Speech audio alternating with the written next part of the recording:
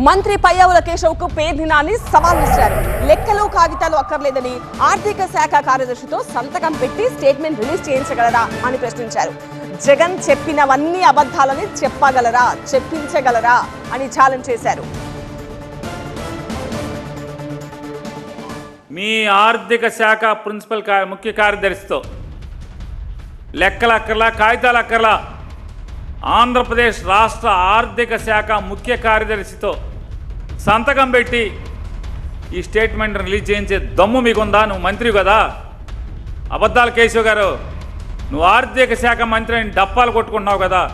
నిజంగా నీకు కలేజా ఉంటే నీ ప్రభుత్వానికి ఆంధ్రప్రదేశ్ రాష్ట్ర ఆర్థిక శాఖ ముఖ్య కార్యదర్శితో జగన్మోహన్ రెడ్డి గారి యొక్క వారసత్వ అప్పు అంటే జగన్ గారు చేసిన అప్పు 9,74,000 కోట్ల రూపాయలు అని చెప్పని అధికారికంగా సంతకం పెట్టి రిలీజ్ చేసే దమ్ముందా మీ ఆర్థిక శాఖ ముఖ్య కార్యదర్శి కన్నా?